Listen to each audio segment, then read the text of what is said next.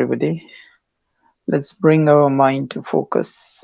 Sit down straight, close the eyes gently, with the back, the neck, and the head in one vertical line. Relax the body, relax the sole, the heels, legs, the knees, the hips, then the back, the stomach, the abdomen, the chest, shoulder blades till the fingertips, the neck muscles, and the facial muscles, and feel the relaxed state at the level of the brain. Deep inhale and exhale, and first exhale by pulling your shoulders down, deflating the lungs, and pushing the belly button till the back.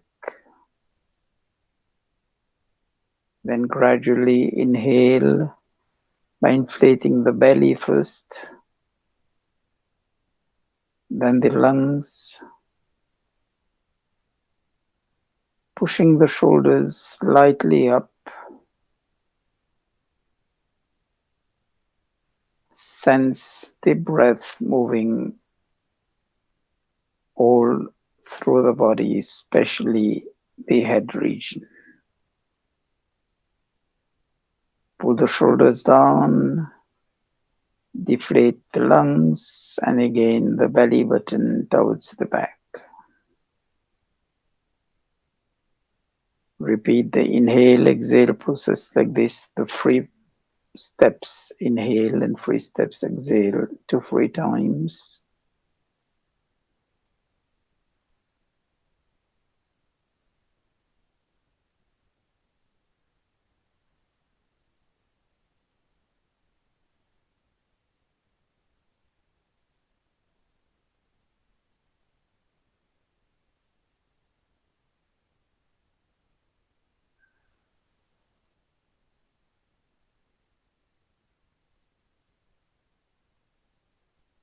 Three times chanting of the universal sound Om, followed by Gayatri Mantra, sensing your own chanting and the vibrations coming back to you from your own chanting.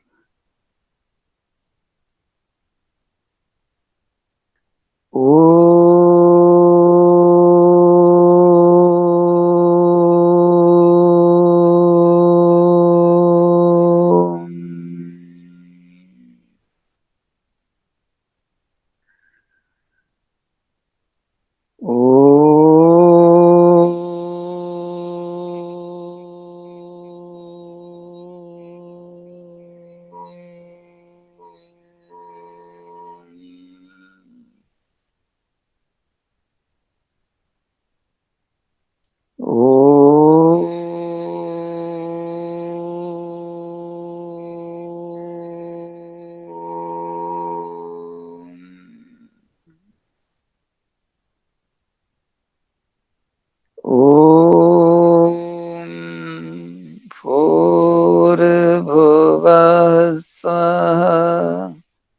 तत्सवितुर्वरेण्यं भर्गो देवस्य धीमहि धियो यो नः प्रचोदयात्.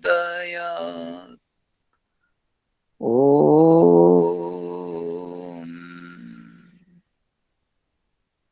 So, namaste and welcome, everybody. We've covered up to chapter 10, which was on Vibhuti Yoga, describing aspects of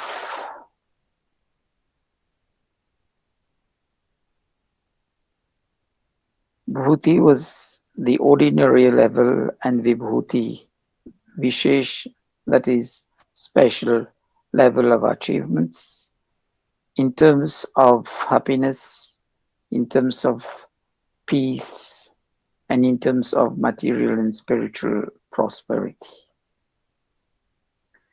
The Vishwarupa Darshan Yoga is the title which contemporary writers have given to the 11th chapter.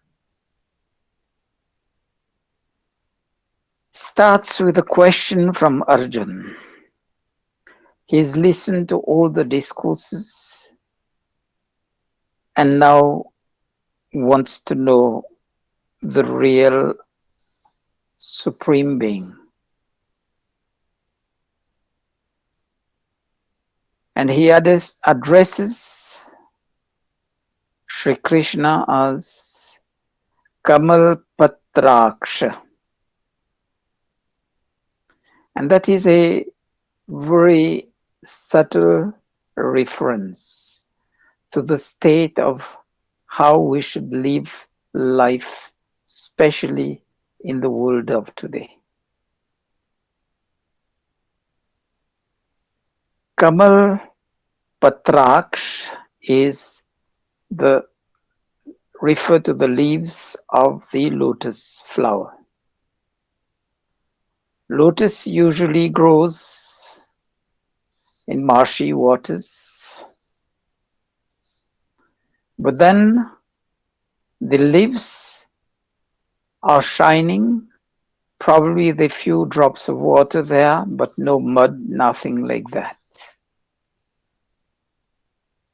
This shows the state of how we should live in this world. Whatever be the environment around us, we should be able to rise above that and shine brightly. And shining brightly means shining brightly by virtue of our good karma and swabhav, our characters, our actions, our aptitudes, the innate characteristics. So this very first way of addressing Sri Krishna in this particular chapter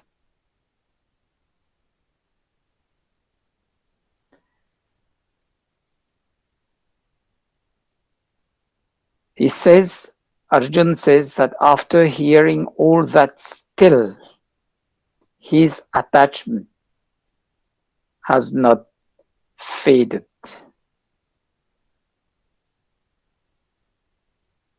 He continues and addresses in all humility Sri Krishna in the fourth shlok. Yogeshwara. So Yogeshwara means master of yoga, that is master of the self, and who has gone up to the level of realization of the self, of the soul distinct from the body, realization of Prakriti, matter which serves this body till the soul is there, and beyond that of no use, and realization of Ishvara, God. Sri Krishna then replies, Pashyami partha rupani shatashrotha sahasrasha Nana vidhani divyani Nana varna kritani cha Pashyadityanvaso narodan shrino marutashva Bahunya drishta purvani paschashchayarni bharata. Understand that concept.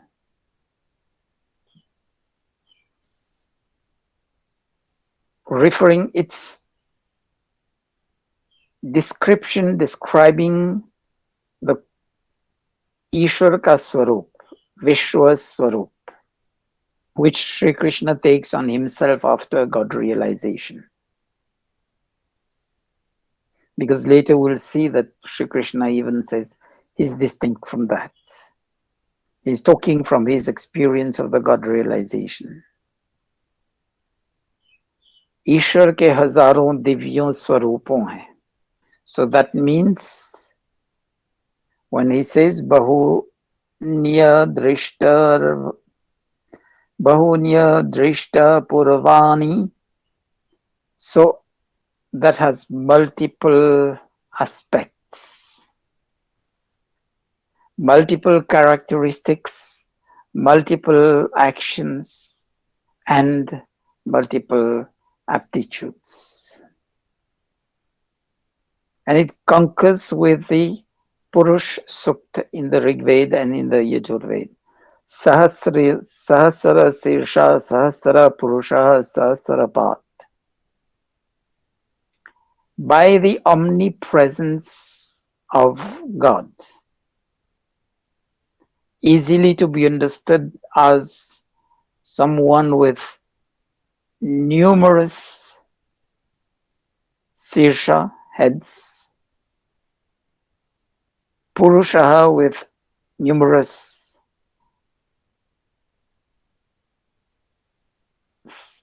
ways of perception, Sahasrapat with many numerous tools. It's one person can see one thing at a time, can think about one thing at a time, can do one action at a time. But God with the multiple attitudes, attributes, multiple actions, multiple characteristics seems to be as infinite numbers of people. This is, if we want to imagine the potential, the action, the characteristics of God. And then refers to the 33 devatas, 30 Koti devata, the 33 types of devata.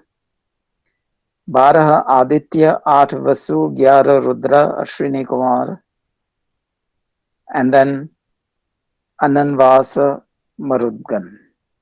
So that makes 33. Why the 33 types of devatas? These have been in the creation. It refers to time, to period, to celestial bodies, to life and everything, which one sustains the existence of the universe. And they are called devatas because they sustain life and they give everything and don't take any single cent as rent or as payment for goods and services as the modern world does. Then Sri Krishna says, Na tu mam shakyase drashta manenaiva swachakshusha divyam dadami te chakshu pashyame yoga maishwaram. So this is what we get to know with the divya drishti. And the divya drishti is also referred to in Yoga Darshan as Akshi Patra. And Akshi Patra refers to the eyes where the single particle of dust can't be tolerated. This is, I think, the most sensitive organ of the body. The slightest particle of dust hitting at our eyes starts burning, irritation starts. So we can't tolerate that. So to get that divya drishti, we should become Akshi Patra from the words of Maharishi Patanjali in the Yoga Darshan, where we shouldn't stand the slightest trace of wrongdoings in our own making. This is very important. If you want to progress to that level of divya drishti, is that whatever we remember, karma manasa vacha karmana, thoughts, words, and speech. For whatever we do at these levels, there shouldn't be the slightest tinge of wrongdoings, of sin and evil. So with that, empowered with that Divya Drishti through Yogeshwara, then the knowledge comes to us in flashes. I said that yesterday. And this is during the Samadhi Avastha, the state, the final state of Samadhi. Asampradyat or Vishay Shunya Samadhi, where the communion is directly with God and God is giving the knowledge to us. We are enjoying only the bliss of God at that time. And this is the way that at the beginning of the creation, God gave the knowledge of the Vedas to 4 rishis in the Samadhi state. Again, this is the way which, with deep contemplation in the midst of the battlefield, how could Sri Krishna give such a deep, thorough knowledge to Arjun in the midst of that battlefield? For the normal human being to assess the Gita, it may take, if he spends full time there, a minimum of probably 1 month. So if we go accordingly on that, just give me 1 minute, please.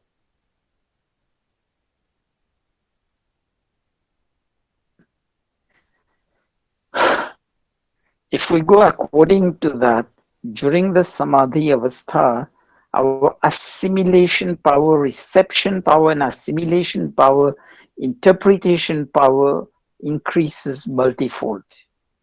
You remember I was telling you that even Hitler used to train his spies through meditation to go for spying.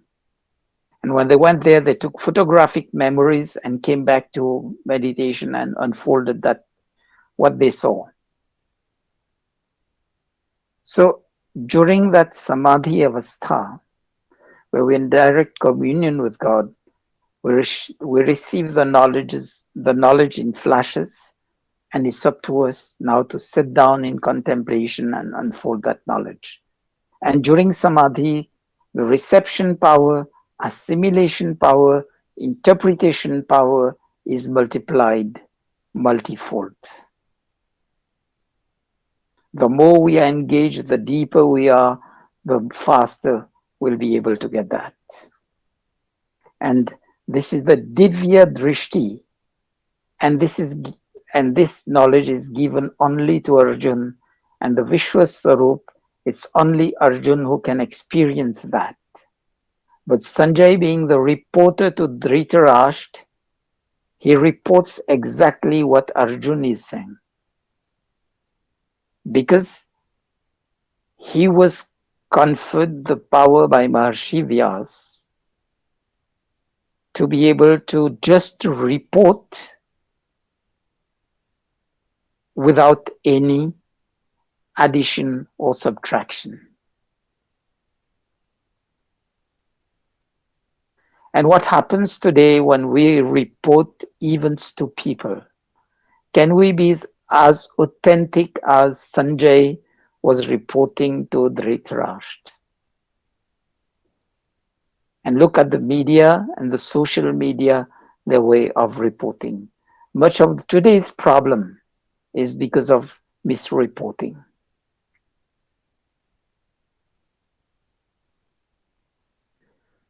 So when we go on that interpretation of Ishwar God as in the 11th shloka, Divya Malavya Baradharam Divya Gandha Nulepanam Sarvashcha Mayam Devamantam Vishwato Mukham.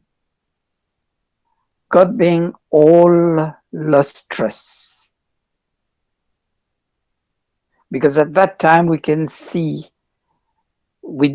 God as a person, we see all the luster, the brightness, which we described in Satogun Sattvic Avastha, and we'll go to that in, I think, another chapter, when we are going to talk about the Trigun Vibhag Yoga. So we can see that luster, that brilliance, and from that brilliance, Vishwato Mukha, the Vishwamukh, the highest, brightest level of giving knowledge. And it's not by way of talking, it's just by way of implanting the knowledge into the intellect, the mind of the person. And to take this, the analogy of today's world, like I have a program, I just plug the pen drive in my computer and load the program or download from the net, things like that. So we don't see the physical transmission. Here, at least we can see we are downloading or we are uploading from pen drive or external sources. But there we don't see because it's in the subtle form. Then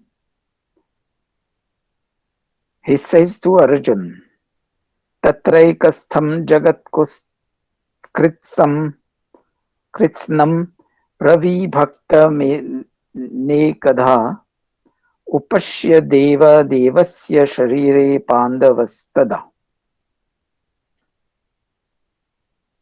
The world divided in so many sections. Arjun, you are given this task. Be focused. And then just focus not only your mind but all your body energy. Put yourself 100% involved. 100% mental, emotional, body, energy and everything. एक दृष्टि में दिखाई दिया. So that is one flash. Then Arjun says, he doesn't find the beginning, he doesn't find the end. He doesn't find the center.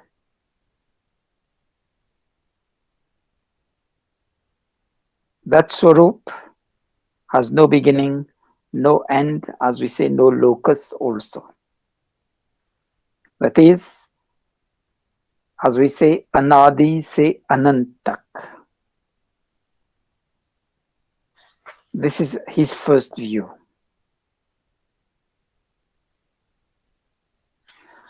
Then he says what he sees, he's describing now. With multiple powers. When he's talking about Gada, Chakra, etc., it's referring to various powers, the various characteristics, the various aptitudes of God. And he sees that brilliance, that luster of God in front of him as the last point to be known, Antim Dhyay, Akshar Brahma, indivisible, indestructible Ishwar God. And Vishwa ka Antim Adhar, the last point on which this universe is being sustained. Avyay, that is without any change, as we say in English, immutable, doesn't mute, that is doesn't change, nirvikar. And the source of dharma, righteous living. And if we want to gauge whether that is the source, just learn to give ourselves moments of silence, especially when we face adversities. Then we'll be able to see the divine inner voice guiding us through the righteous path. प्रतिकूल परिस्थितियों में फिर योग जो है उसका कितना उपयोग होता है, कितना लाभ उठा सकते हैं, तब पता चलता है.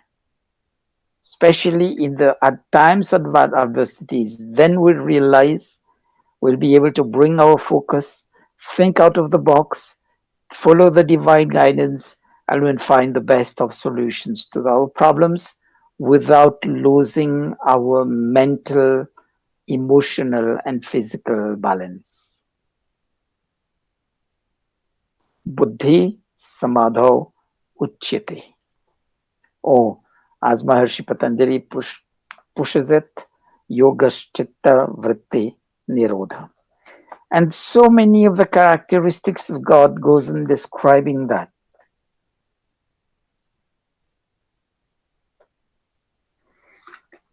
About the creation, sustenance of the world, and also about the last moments of life in this universe.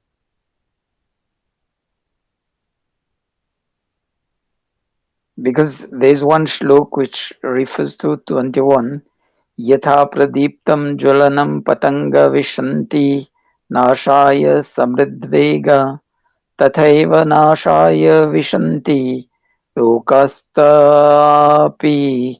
वक्रत्राणी समृद्ध वेगा.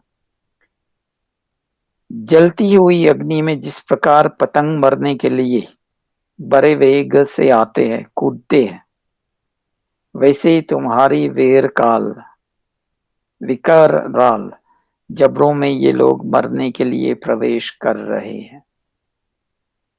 So people don't see the last objective of human life, to cross the cycle of birth and death to go to mukti.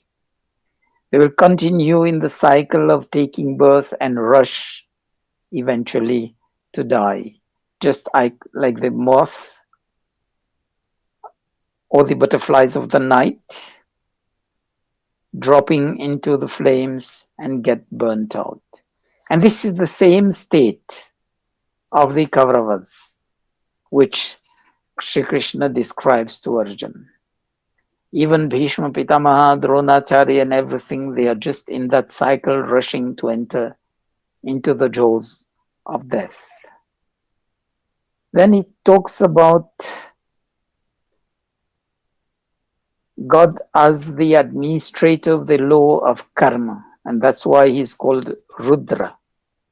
God is called Rudra because by the administration of the law of karma, those who've done sin will eventually cry. And we see that in day-to-day world, when people suffer, the first thing, पता नहीं मैंने क्या किया था जो आज मुझे झेलना पड़ रहा है. That is one common reaction which we see in modern day world. And this is the aspect or the characteristic of God as Rudra, दुष्टों को रुलाने वाले, पापियों को रुलाने वाले. Then he talks about Samay Kal.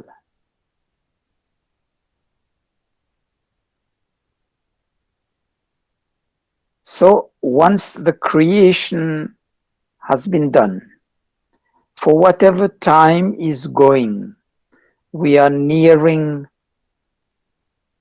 its every day which goes by is one day less in the life cycle of this earth. Now, take it in our common life. We used to celebrate birthdays with great pomp. Do we realize that each year which has crossed in our life, we are 1 year nearer now to the last moments of our life? If we are yogis, will remember that. That is one very important aspect. Each and every birthday we celebrate is 1 year less in our life and 1 year nearer now to the last moments. So if we remember that, what would be left is we'll be mindful about our karma, our actions, and try to correct, regear ourselves to be on the right path. Why Shri Krishna is able to describe all these aspects? Because Arjun is in the dilemma with a wavering mind, and Krishna still maintains that sambuddhi, that balanced state of mind, and using his yogic powers to convince Arjun that he has no other choice than to do his karma as a Kshatriya, and that karma as a soldier, as the commander-in-chief of the army of the Pandavas. He has to do his kartavya, his duties and responsibilities, and he has to shun negligence.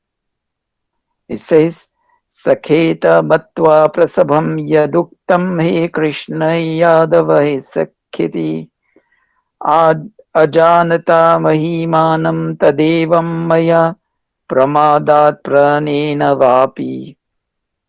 Arjun putting the question that with all the luster which I'm seeing, which people can't see,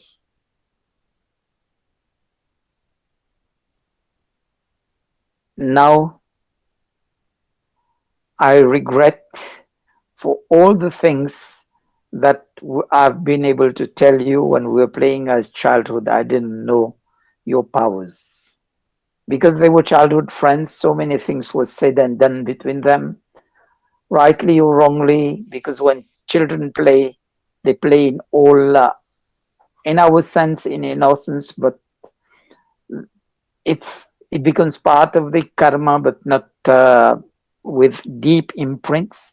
But then Arjun starts the regret. He even asks for pardon. And the next shlok ends with Tat samaksham tat kshamaye tvamaha prameyam.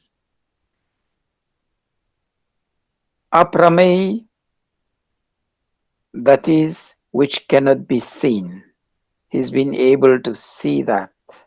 He's been able to see the yogic powers of Sri Krishna. And in all humility, he apologizes. How many of us have the courage when we've done wrong to apologize in all humility, rather than trying to justify our stand? So that's the concept of Ishwar Pranidhan in Niyama, described by Maharishi Patanjali. And that Divya Swarup, which Krishna enables Arjun to see,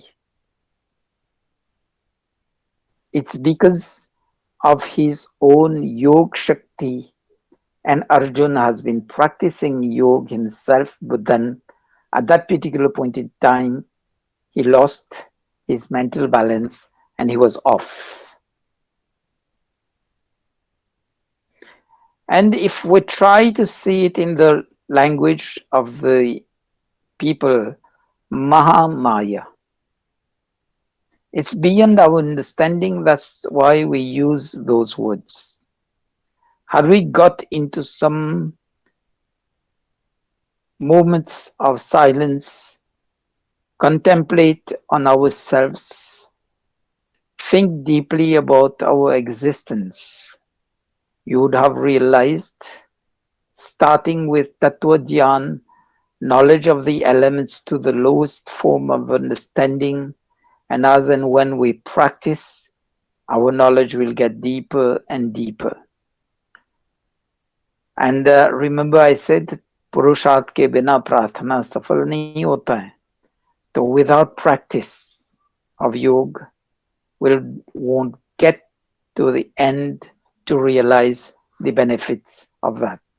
Even for those who do Hatha Yoga, the bundle of physical and respiratory exercises, how much time do we need to practice to really feel the benefit of that? In fact, if somebody starts from very early childhood, that's right. But sharir jab jakar gaye, say we start at the age of 40, 45, when the joints have started becoming stiff. The first week or the first 15 days, we start feeling pain. And if we don't, as we say, resign ourselves between this pain and say, no, we'll give ourselves time, it will improve. And after the 15 days have gone, our body, the stiffness of our body has gone. We start becoming more and more flexible.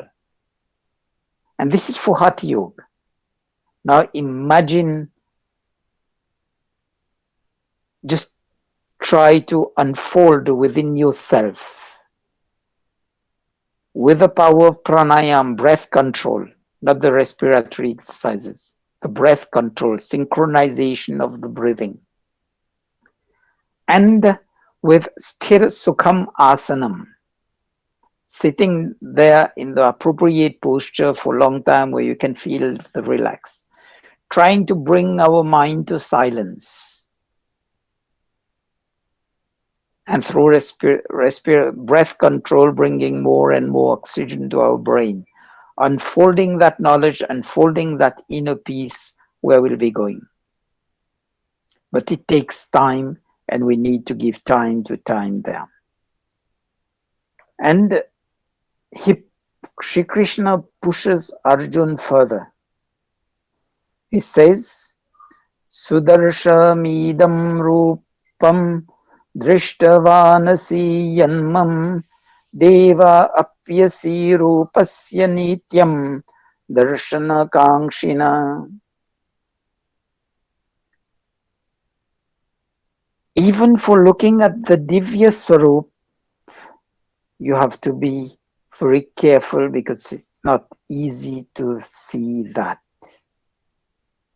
अत्यंत कठिनता से देखने योग्य इस महान रूप.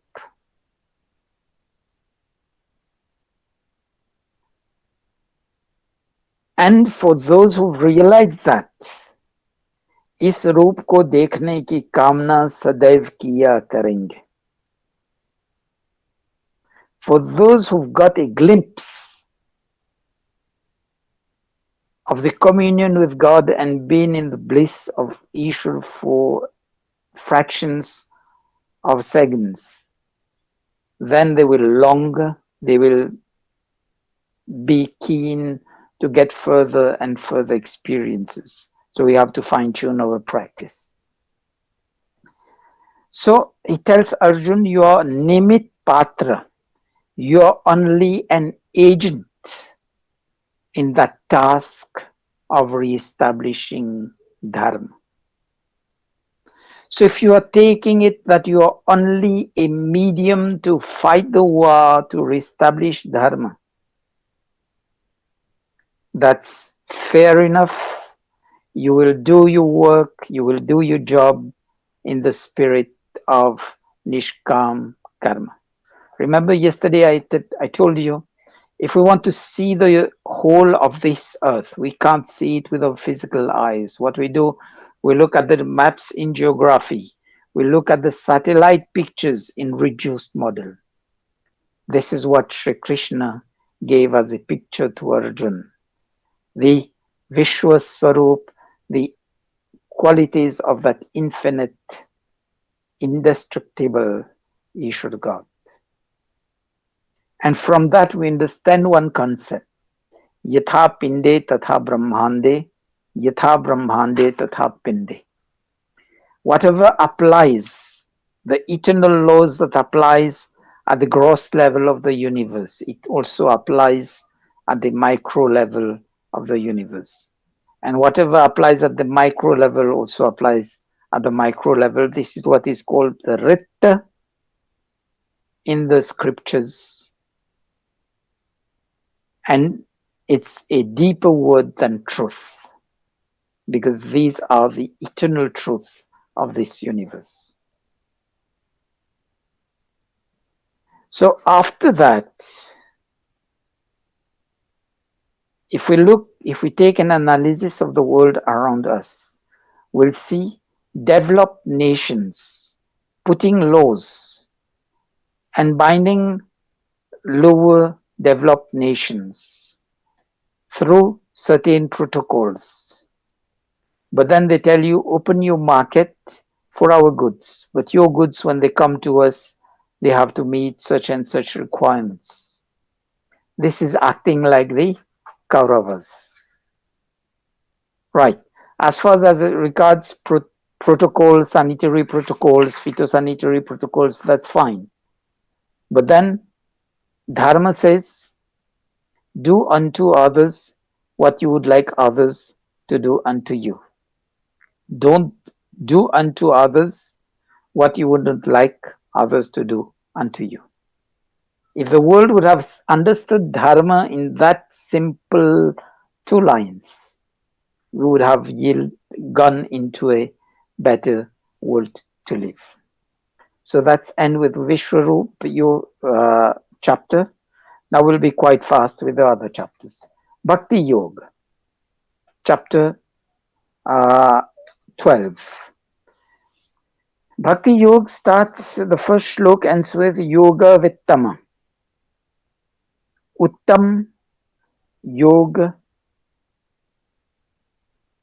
Vitta. And this is Arjun asking Shri Krishna, how do we become the finest or the accomplished yogi? And Shri Krishna replies in the second shlok.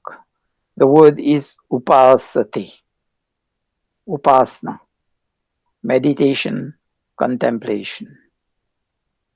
Because that enables us to unfold our goodness, our characteristics and everything. And during that upasana smaran dhyan. And smaran dhyan say it's about contemplation, remembering, repeating to ourselves. And he says, Shraddhaya para yopeta ste ye yuktama mata. And that word of bhakti relies on that one word, Shraddhaya. And Shraddha is not what we use to understand the 5 minutes we spend in prayers or the 10 minutes or whatever time we give for prayers every day. जिसमें योगी प्रत्येक क्षण प्रत्येक कर्म में अपनी समर्पण प्रकृति के साथ भगवान से मिलता है. So at every second of every minute and at every karma, when it's dedicated to God, it cannot be wrong, it cannot be sin, it cannot be evil. And this is Shraddha. Why? Because God is Sarvatra Gamad Chintyam Kutasthamachalam Dhruvam. So Sarvatra Gama Chintyam. God omnipresent, present everywhere and at all times. The supreme consciousness taking cognizance of all our actions at the time we gear into actions. And Kutastha, because he is unchangeable, immutable as part of the characteristics, so he can well observe us as a third party without getting affected with that. And Sri Krishna says, repeats the word upasate at least 6 times in this particular chapter. And upasana is with total surrender to that divinity. And for those who don't believe in God, it's total surrender to whatever supreme force, supreme energy, or supreme power, or the laws of nature, the laws of the universe, whatever they call it.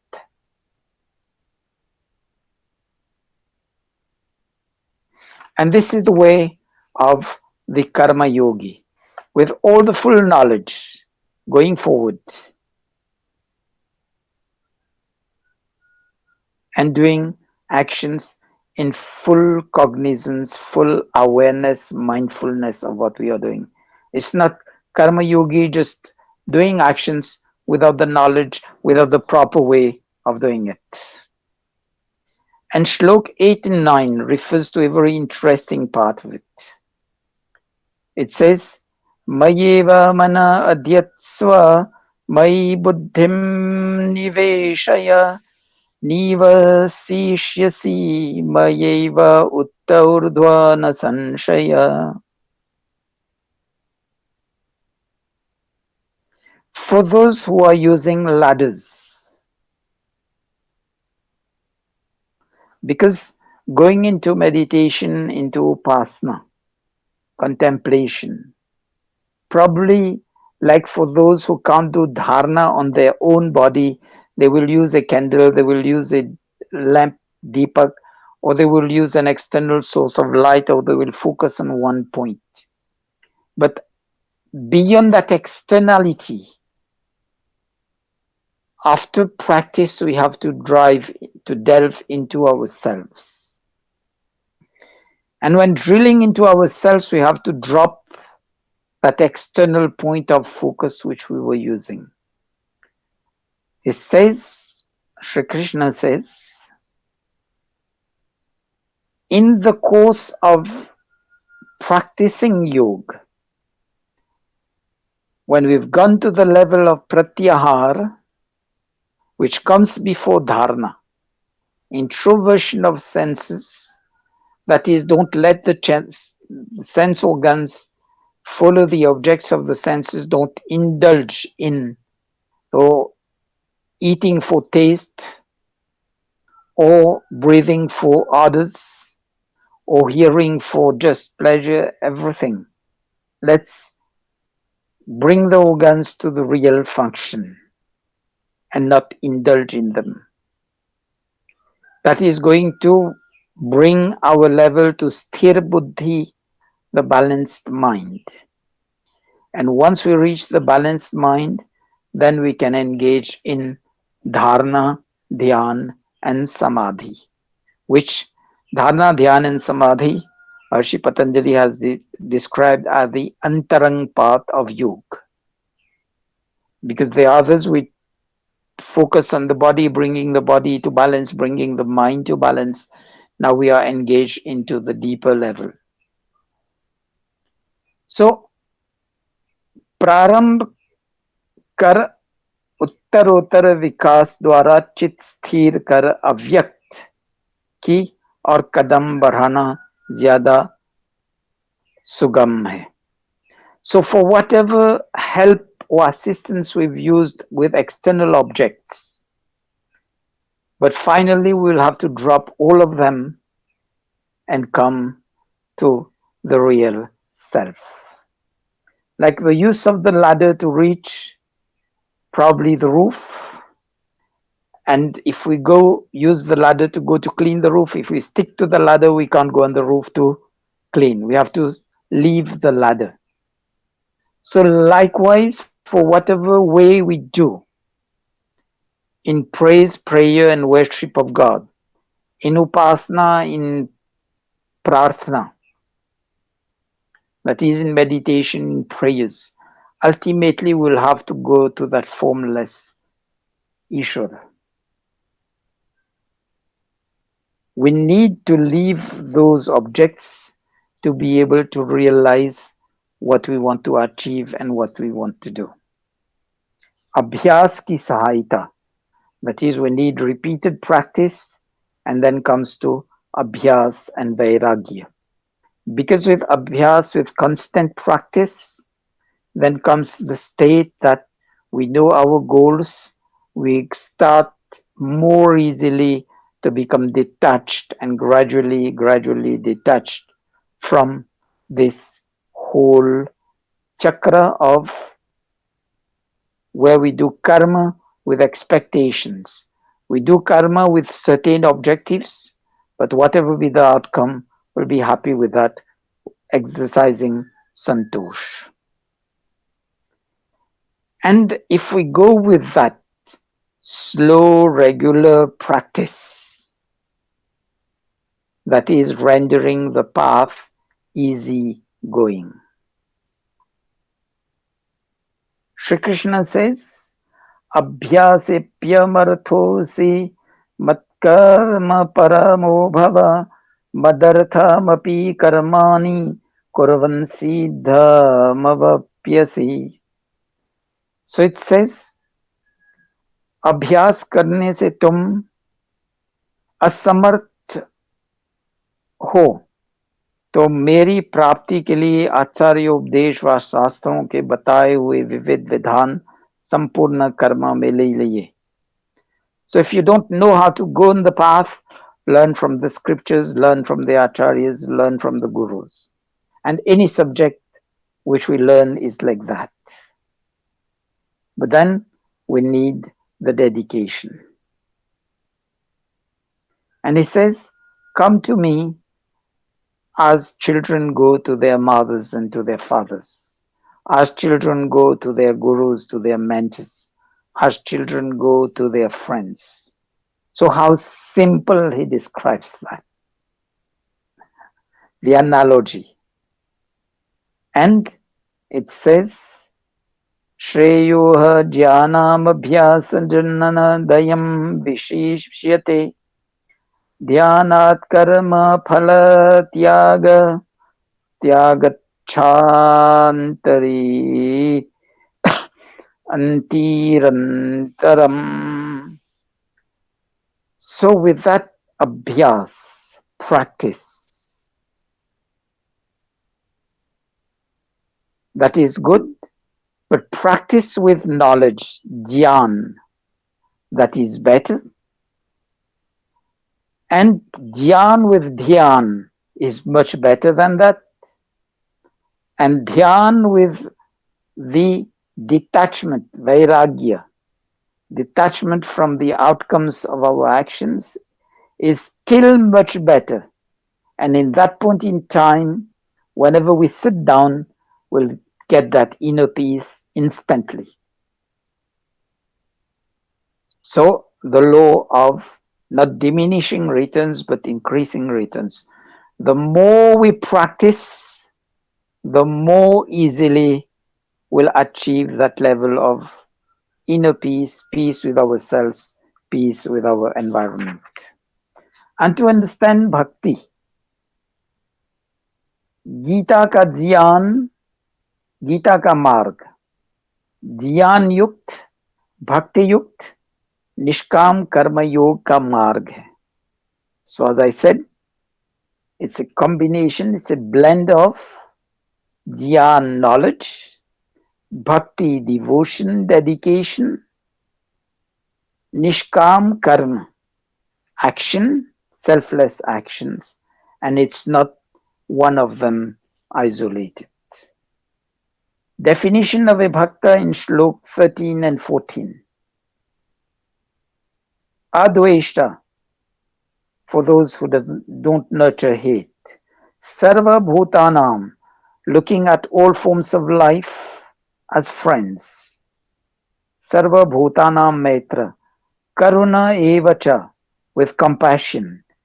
Nirmamo, that is without infatuation. Nirahankar, without ego. Sama dukha sukha kshami, that is in times of pains and sorrows, be level-headed. Kshami, forgiving. Then santushta, be content. Satatam yogi yatatma. So always be engaged on the path of yoga. Then drir nishchaya. That is, we have to be firm in our goals, objectives. Then Mayyarpita mano buddhiyo madbhakta same priya. So, the one who has full control on the man and buddhi, the center of emotion and the center of thoughts, when he is totally surrendered to Ishwar God, this is the real bhakta. Now, I leave it to each and every one to gauge where we stand. And he goes further again, he develops the same subject in two more shlokas just to emphasize. And when we walk on that path, we won't be subject to emotional disturbance. And the conclusion is Shitoshnod Sukha Dukheshu Sama Sangha Vivarjita. प्रशस्त भक्ति वाला साधक बने. When we are talking about vibhuti, विशेष भूति, विशेष सुख इत्यादि की प्राप्ति, विशेष धन, विशेष ऐश्वर्य की प्राप्ति. So now, even in bhakti, we have to be vishesh bhakta. And he emphasizes for those who are trying to walk on the path of dharma. Abstain from ninda chugli. And then when we abstain from that, for anybody who comes to us, either naming us or shaming us, will be equal level-headed. Will be always talking in a sweet tone. Mitta bhashi. He says, Dharmiya mita midam yathoktam paryupasati. Again, upasana comes there. So that upasana is translated, that bhakti is translated not for the time that we are sitting in meditation, but throughout our life. As we say from Maharshi Patanjali, it says sarvada or sarvatha. Sarvada, whatever be the time, and sarvatha, whatever be the circumstances. And it leads us to the situation which I described, मिठाई खाते समय मिठाई में सुख न लेना. भोजन करते समय भोजन में सुख न लेना, because we are eating just to keep the body fit, to keep ourselves in good physical health. And that ends chapter 12, Bhakti Yoga. We go into chapter 13, which is Chetra Jiya Vibhaga Yoga. Again, it goes back to what was the Sankhya Yoga, knowing all the elements. Chetra is this body. Chetra Jiya is the soul. And Param Chetra Jiya would be Ishwar God. So it says, Idam Shariram Kanteya Chetra Mitya Bhidhiyate. Etadyo Veti Te Prahu Chetrajya iti Tadvidah. Idam Shariram Chetra Mitva Bhidhiyate. Know this Sharir, this body, as the tool to act. Chetrajya, this is the soul within. And know the difference. One is matter, the other is consciousness. एक जड़ है, दूसरा चेतन स्वरूप है.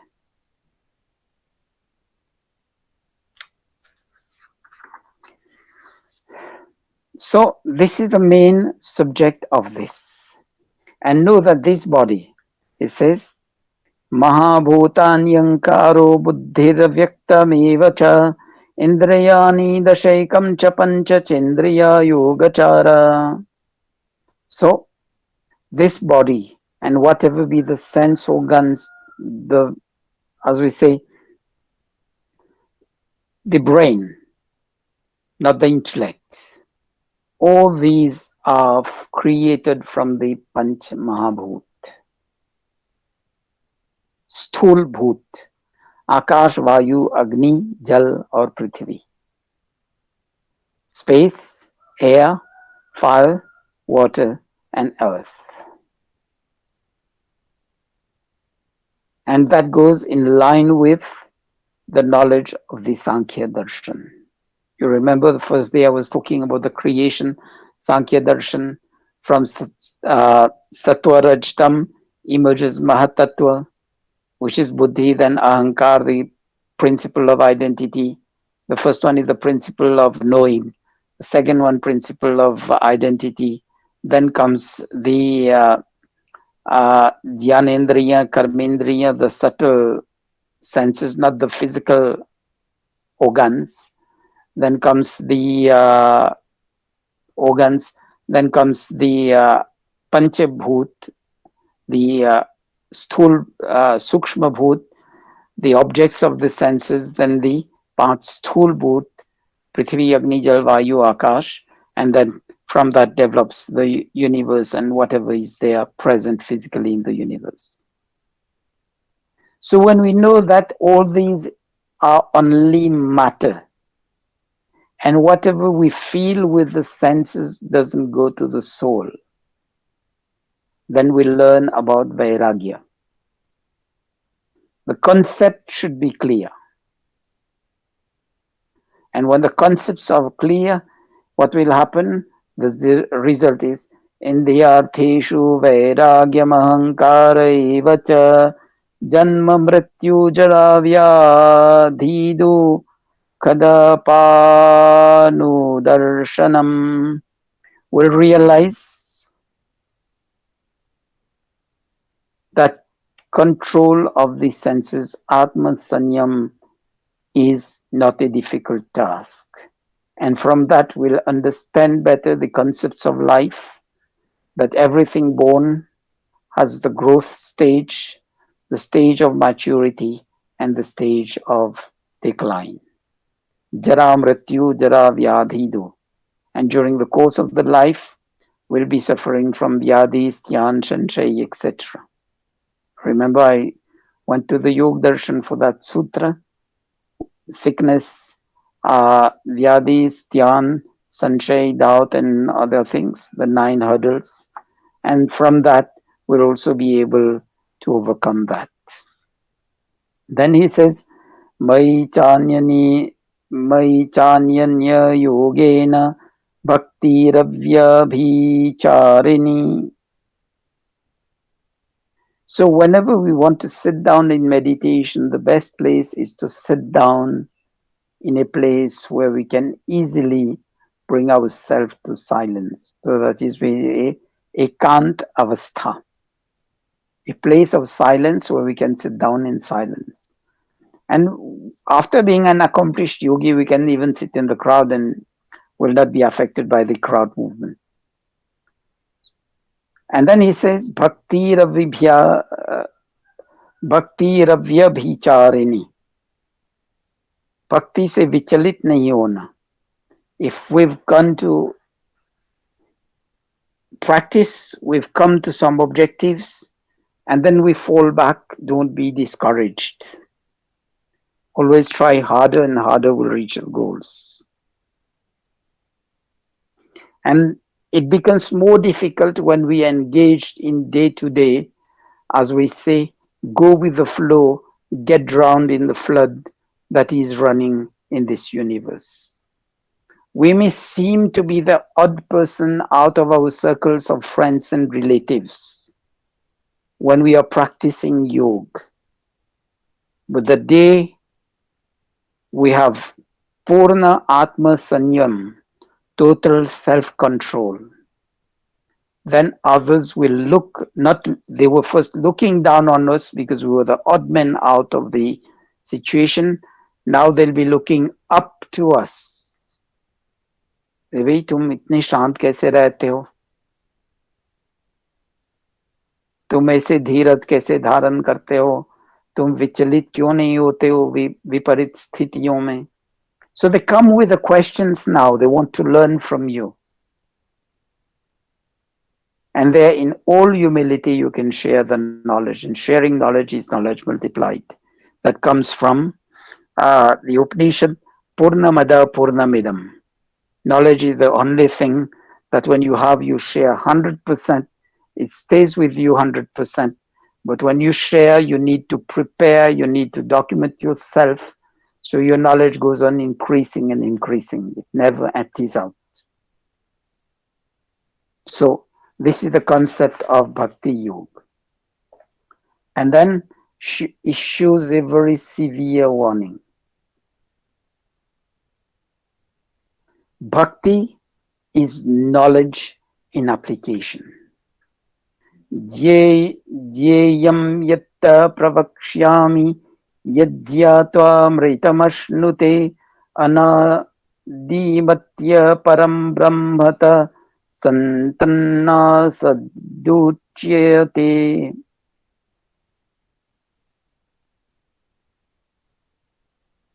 So, to be able to identify a bhakta, just look at the characteristics in his normal behavior. जैसे कहते हैं ना, गुनी गुण से पहचाना जाता है. That is from Vaisheshik Darshan on physical sciences. For those who've done science, and most of you probably have done science till 10th, when we've learned physics and chemistry, we've learned about the properties of elements to identify the elements. That's guni gun se pehchana jata hai. You know one thing from its characteristics. And this is from chemistry, physics. So it's the same thing. If you want to know a real bhakta, look at the characteristics. And those are the characteristics in his day-to-day life. So for those who practice Bhakti Yoga as something which is totally different, for those who practice Karma Yoga as a thing which is totally different, for those who practice Dhyan Yoga as a totally different line, see whether that transcends in their characteristic to recognize the Bhakta. And remember, from Jyeyam Yatta, that is, जिसको जानने वाले से मोक्ष मिलता है.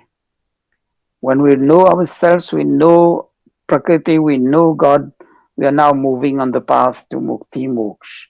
But remember, Brahma, Anadiman, that is, no beginning, no end, but also knowing every occurrences. We can't escape that sight. And remember we said, Sarvato Mukha, Sahasra Sirsha, Sahasra Purusha, Sahasra Paksh, and the one which seems to be with multiple eyes, multiple ears, multiple hands, multiple organs. So always watching upon us. So if we are conscious of that, mindful of that, we'll be Savendriya Gunabhasam Sarvendriya Virivarjitam. इंद्रियों के गुणों का आभास होगा. We'll recognize ourselves from where we indulge the senses, and we'll recognize where we stand. And when we've got total awareness of that, we'll be ever careful And this is where we become Indriya Jeet. We become victor of our senses.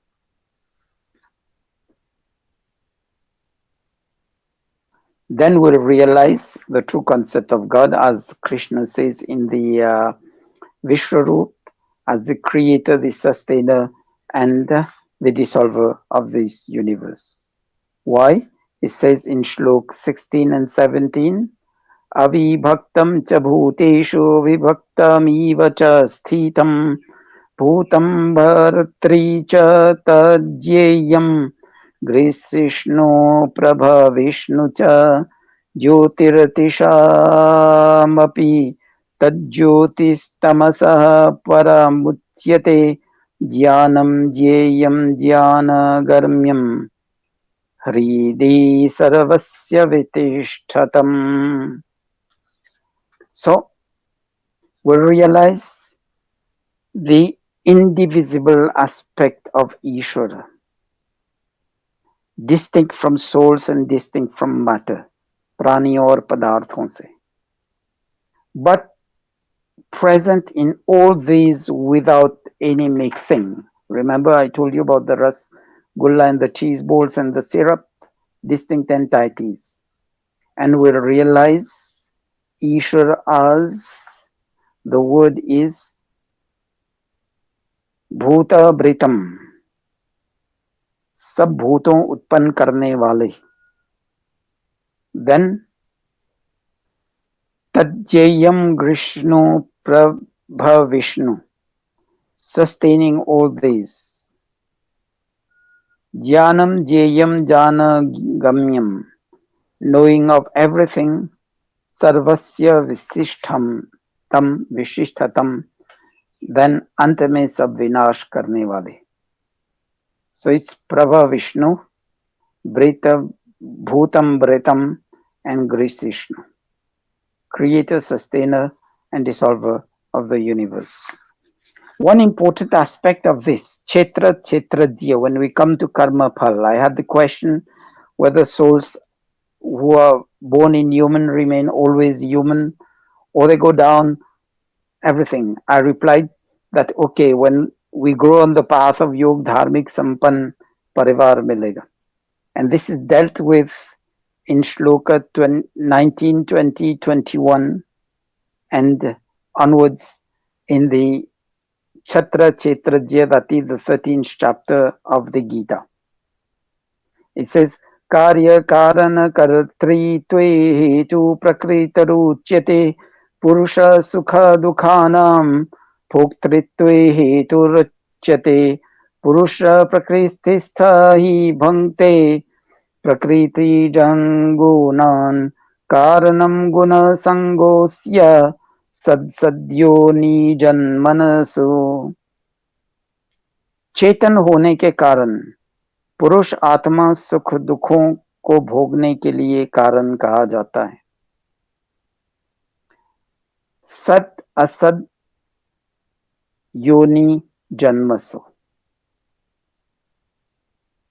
That is very important because it says,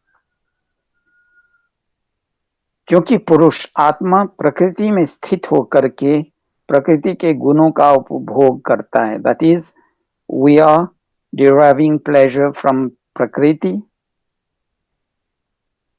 and the soul within this body, when adopts the various gun, if we are more sattvic, then we migrate upwards, dharmic sampan parivar. But then if we are stuck to Prakriti, to enjoying of the senses, to indulge in pleasures, then he says, Saddha Sadhyo Janmaso, भली बुरी योनियों में जन्म लेने का कारण भी होंगे. So be careful.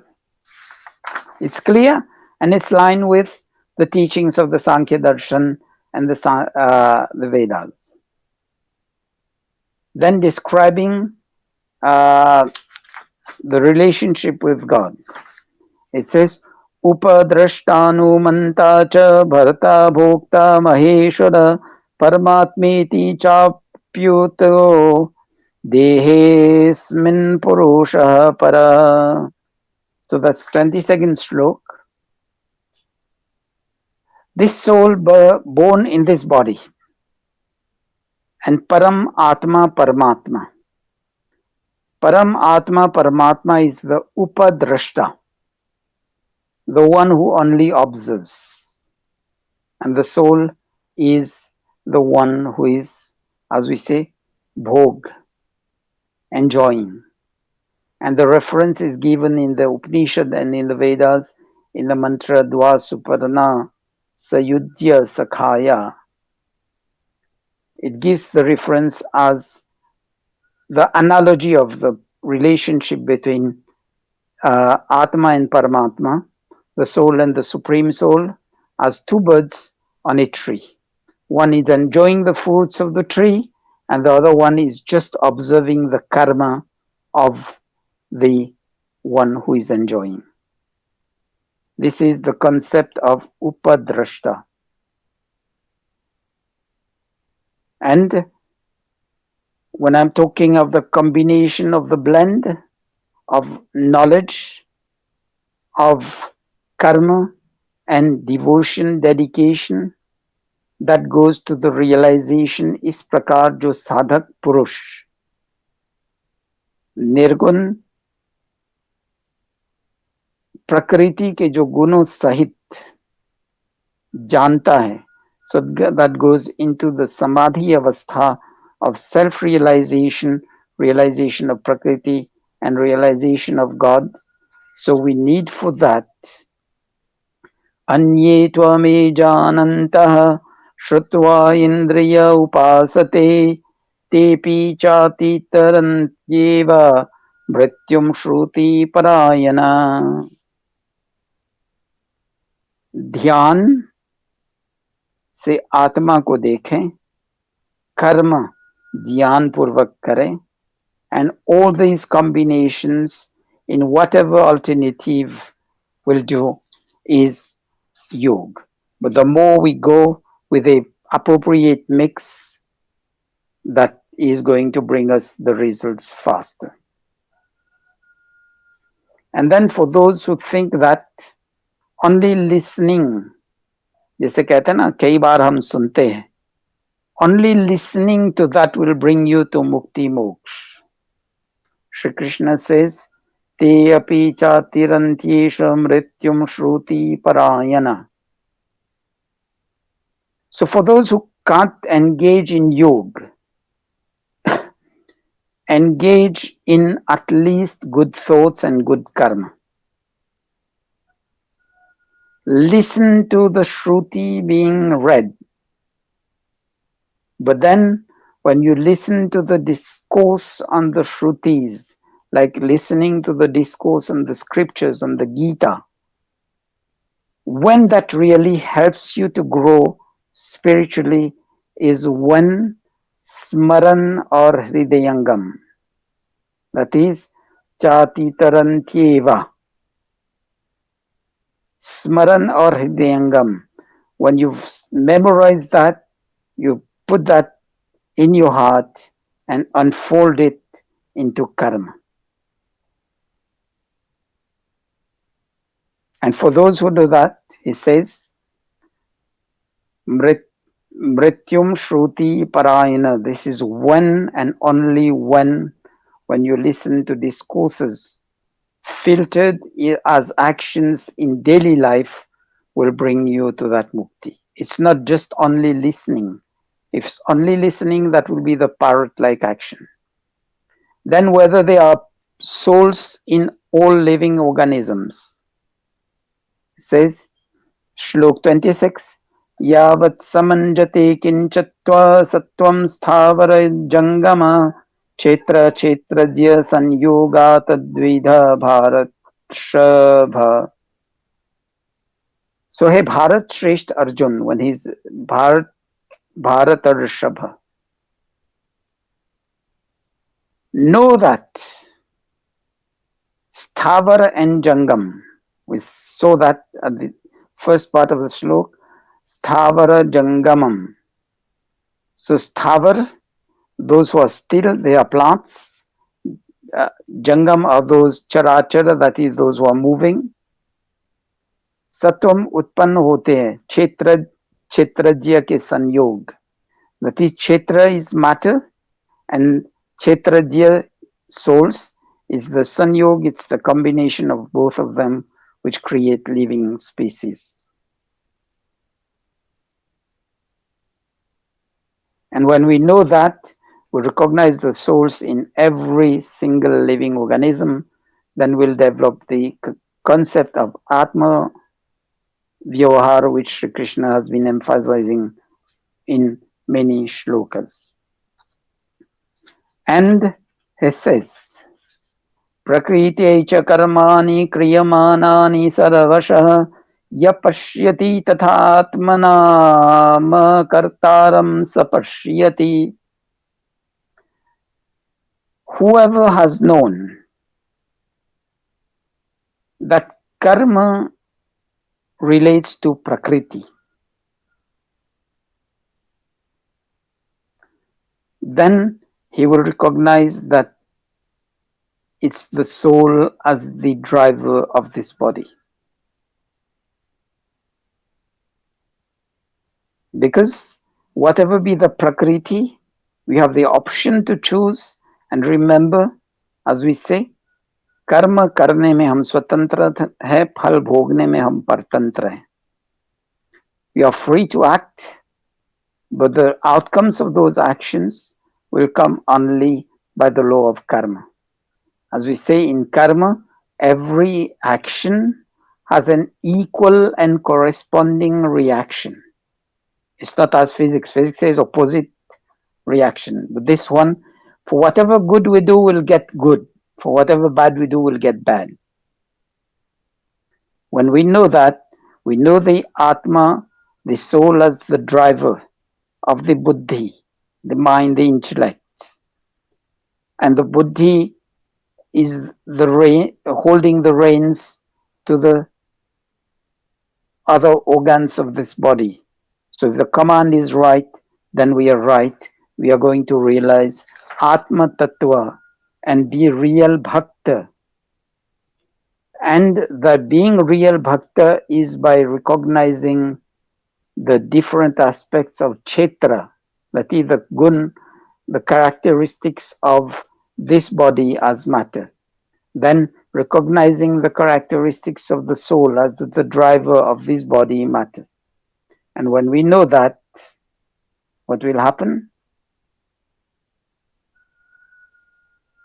It says, Atma or Brahman sthit महाक्षेत्रज्य परमात्मा के साथ जुड़ जाएंगे.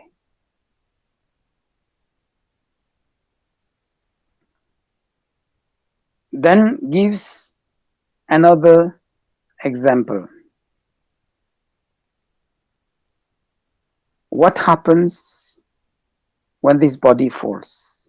There is something which has left this body. And when this body falls, this is called bhoot. Let's be clear about the two words, bhoot and pret. Bhoot is when this body is lifeless, because it consists now only of the Panch Mahabhut.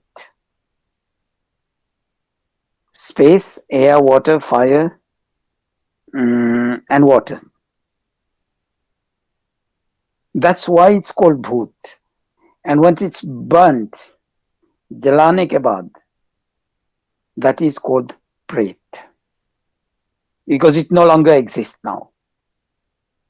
So whatever we've been told as concept as bhoot, pret, let's clear our concepts. And that comes into the last shlok of this chapter. Bhuta prakriti moksham chaye viduryanti te param. So भूतों के आकार से परिणत प्रकृति से छूटने के उपाय.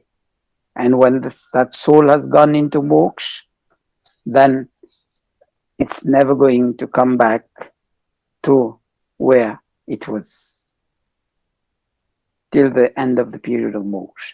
So that's the importance of Atma Dhyan in clearing our concepts all around us. Let's have a meditation for 5 minutes and then we'll retake. We have 2 short chapters. I'll try to complete them. So anybody there, any volunteer to do the meditation?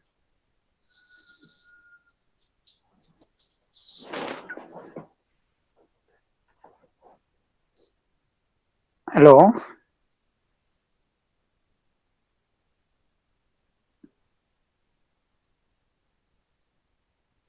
That would be good to learn from you, whatever you've been practicing, if you've been there. Okay, otherwise, let's sit down straight. Close the eyes gently. Feel our breathing, the breath going in and out of our nostrils. Deep inhale and exhale with the 3 steps process. Exhaling, pulling down the shoulders, deflating the lungs, pushing the belly button towards the back. Gradually start inhaling with inflating the stomach, then the thorax with the lungs, pushing the shoulders slightly up. Do the inhale and exhale for about 10-11 times.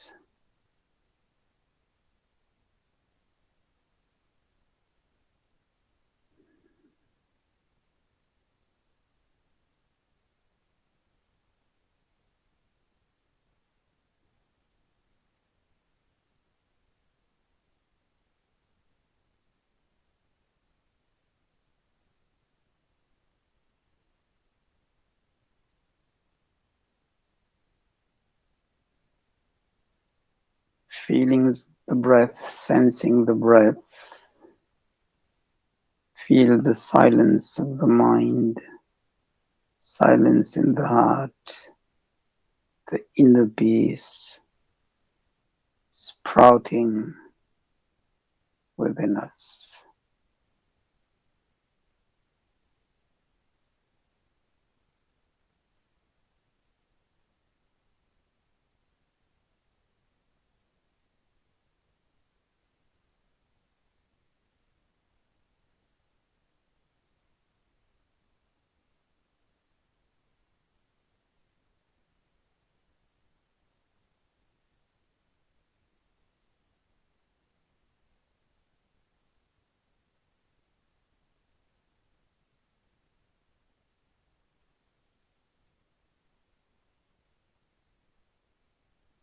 I am a pure soul. As a pure soul, I am master of this body. And by being master of the body, this whole body is within my control.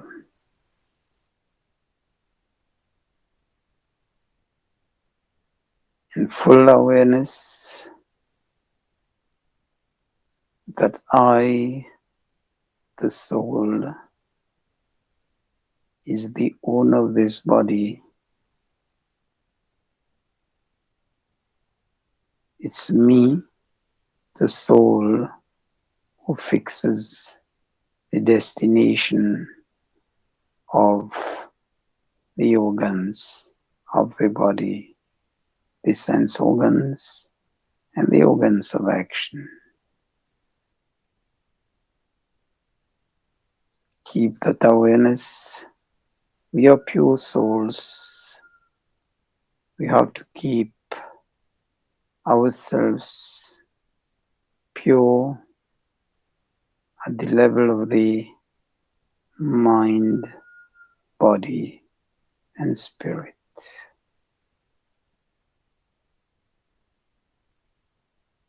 a duty to harmonize our thoughts, our words, and our deeds. I'm a pure soul. I pledge to keep my body, my mind pure. I vow to myself to keep my thoughts, my words, and other actions pure.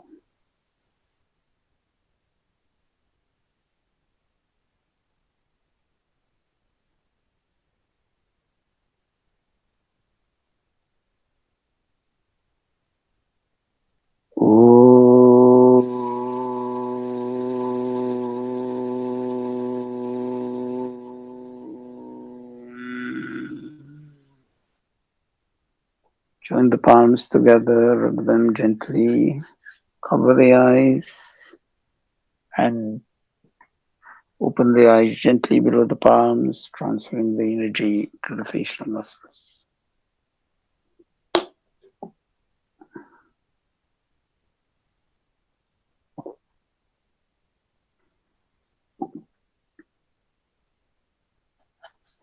The next chapter, 14, is about Guna Traya Vibhaga Yoga. It's talking about the gunas of matter. Before the creation, it was pralay, and after this creation, it will still be again pralay. That is the time of dissolution. Matter, we know in science, says matter cannot be created nor destroyed.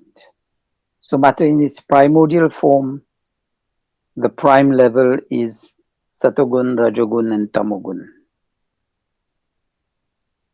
And as we say, Guni Gunon se pehchana jata hai. We recognize matter as from the properties that they exhibit.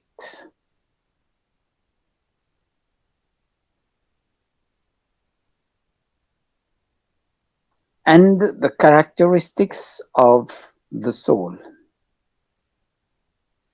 To acquire knowledge, to move towards perfection, to be in union with the Supreme Soul.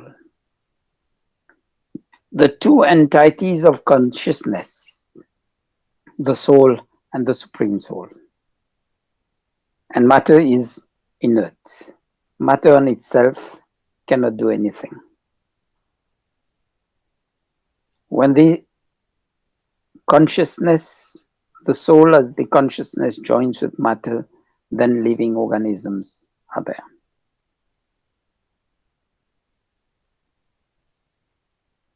So Ishvara God as the Hiranya Garbha, that is one word which we often hear in praise. Hiranya Garbha Samavartata Gre Bhutasya Jata Patirekasi.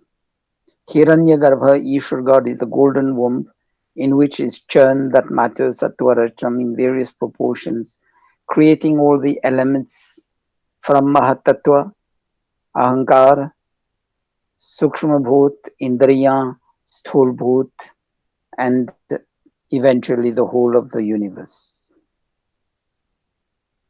So whatever we see,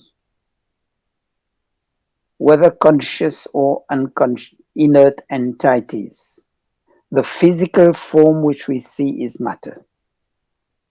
And matter, sattva rajastama iti guna prati sambhava. And it conquers with the Sankhya Darshan, which says, sattva rajastama, prakriti, and otherwise when activity starts, this is vikriti. In fact, in Hindi, when we understand prakriti, we understand it as the environment around us. But when we understand prakriti in Sanskrit referring to matter, it's sattva rajastama. And whatever we see is the disturbance in the balance which was there at the time of when there was no existence. If we go into the Rig Veda, the suktas of the creation, then we'll see that. And if we want to learn the basics, we go into Sankhya Darshan. So when activity has started, this is Vikriti, and this is from where starts the creation of the universe. And as I said, behind every creation, there's the creator. Omnipresent, Sarvavyapak, omnipotent, Sarvashaktiman, omniscient, all knowledgeable Ishwar God is the Nimit and Sadharan Karan. Upadan Karan is matter, that is the material cause. The agental cause, Nimit Karan, is Ishwar God as being the omnipotent, and omnipotent, almighty, as we say, doesn't need the external help of any third party in the creation of this universe. And the knowledge, which is the third cause in the creation, the know-how, the knowledge, Ishwar God, all knowledgeable.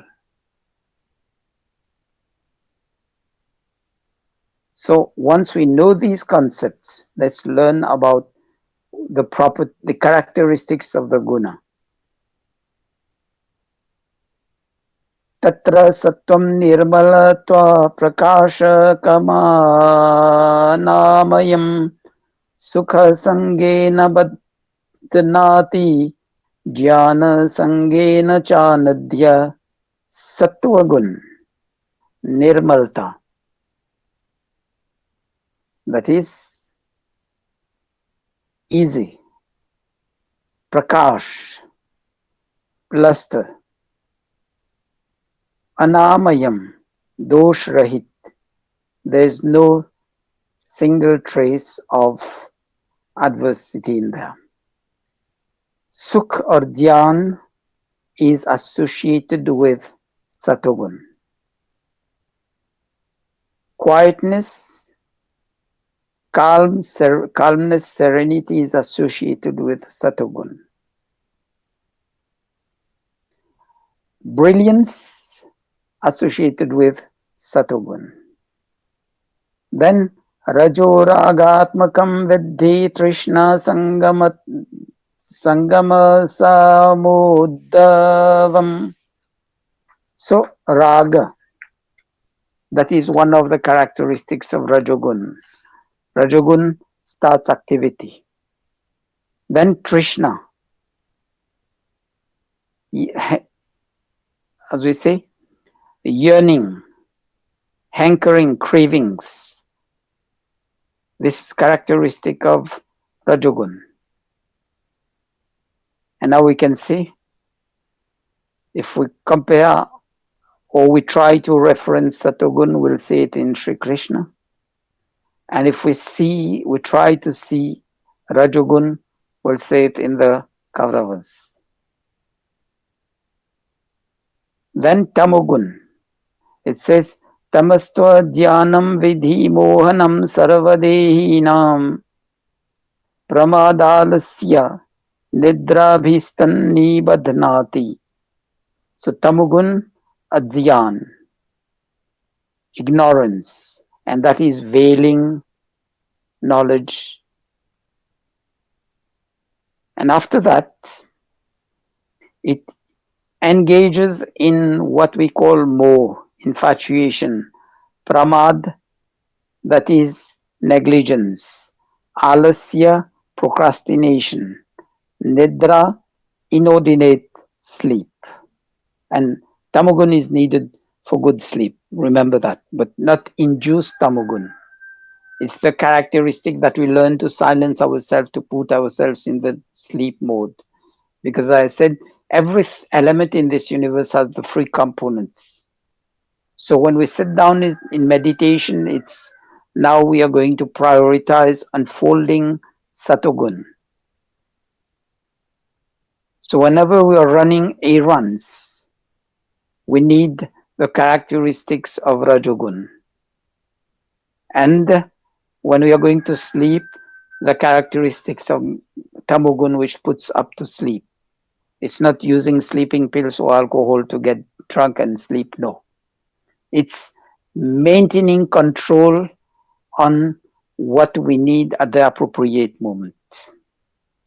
So Satogun engages us in sukh, happiness, not the pleasures. Rajogun rather puts up into the enjoying the pleasures, looking after transient pleasures which we mistake for happiness.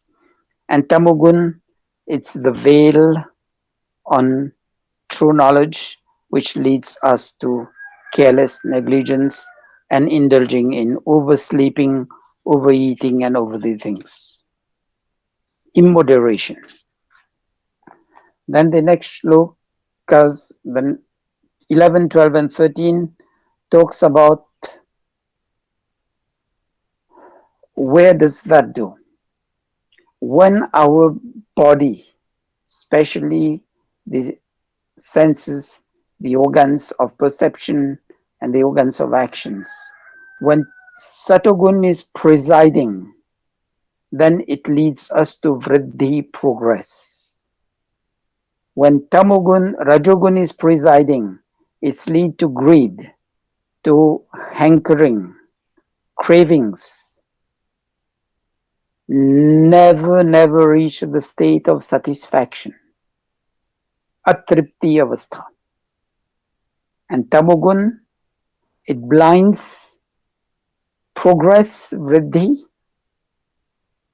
It blinds even activity of Rajogun, and it lulls us in life. What are the effect of the gunas now? Especially with what we've been cultivating with us, this is what we'll be carrying with us at the time of death.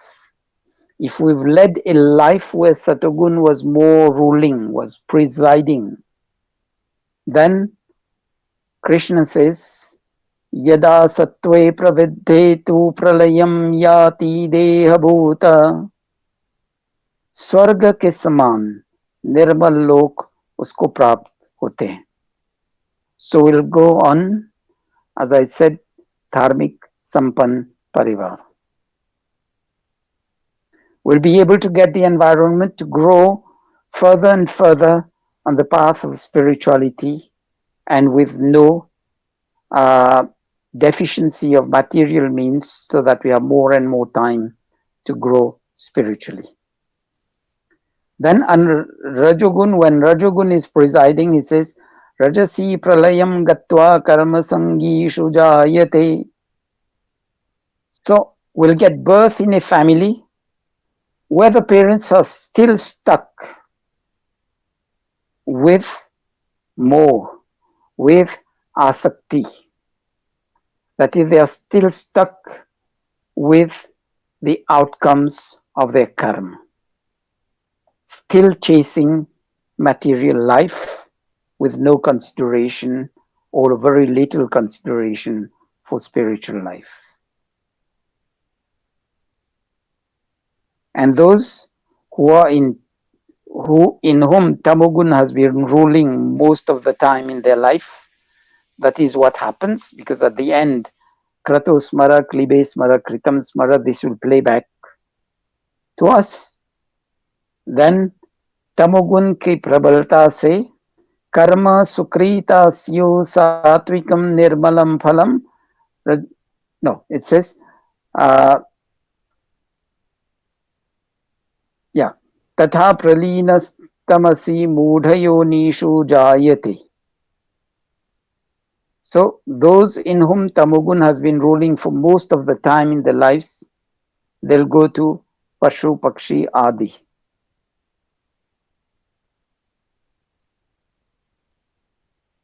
So this is where we land into. It's a gross way of defining when we leave this birth, we leave this life, where we'd be going. And for us to know where really we are going, let's practice yoga, and at the end of our life, we ourselves will know where we are going. Then it says karma sukritya syahu satvikam nirmalam phalam rajasastu phalam dukham ajnanam tamasa phalam. Shubh karma, satvik karma will lead to satvik phal. You remember I said every action has equal and corresponding reaction. So rajasic karma will lead to dukh, and tamasic karma will lead to ajyan. So rajasic will lead to pain, suffering, afflictions, and tamasic karma will lead to ignorance.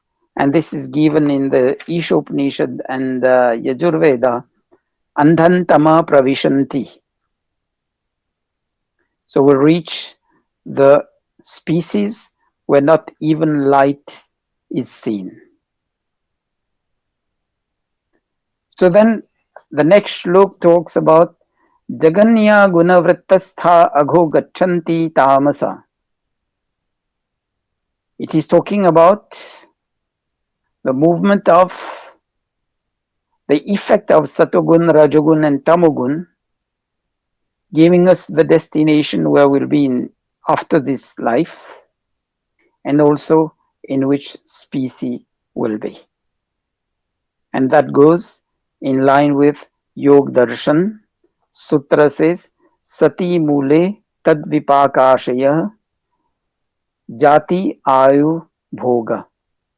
Depending on what has been left as outstanding karma for which we've not reaped the outcome, we'll get Jati, the species, and according to the species, we'll get the Ayu, the lifespan, and according to the Jati, that is the species. Remember, Jati in Sanskrit and Hindi refers to species, not to the Jati that we know as caste, no. It refers to the species, and according to the species, we'll have the appropriate bhoga. Like with the lion and tiger, we'll be killers. If we are in the cow, we'll be giving to others. If we are in the mango tree, we'll be giving mangoes to others. If we are in the cactus, we are going to only produce thorns. If we are in the rose, we'll be producing both the thorns and the flowers. So it depends on where we go. So it depends on अभी क्या किस गुण में हम व्यापार कर रहे हैं, in which gun we are riding our life on. If we are riding on Satogun, that will be prakash, brilliance. If you are riding on Tamogun, it says pravriti, that is activity, where we are not fixed and we're always running here and there. And then if we're in Tamogun, it's more. Shri Krishna says, Prakasham cha pravrittim cha mohameva cha pandava na dveshti sama pravrittani na nivrittani kangshati. So there is no way. We are the makers of our destiny.